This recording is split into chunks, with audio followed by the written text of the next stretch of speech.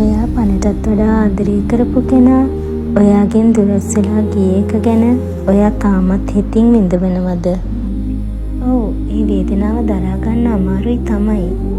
හැබැයි ජීවිතේ එතනින් අවසන් කියලා කොයිම වෙලාවකවත් හිතන්න එපා. මීට කලිනුත් ඔයා ප්‍රශ්න වලට මුහුණ දීලා ඇති. හැබැයි අද වෙද්දී ඒවා ඉබේම විසඳලා ගිහින් නේද? ඉතින් ඒ නිසා ඔයා මේ අමාරු කාලෙත් හරිම ශක්තිමත්ව දරාගෙන ඉස්සරහට යන්න ඕන.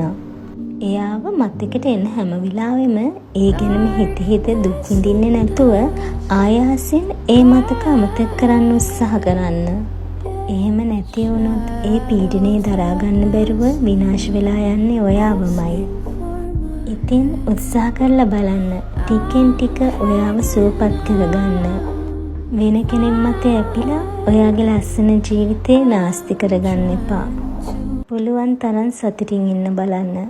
මොකද අපිට මේ ලැබුණ ජීවිතේ අපි හිතනවට වැඩිය ගොඩක් වටිනවා.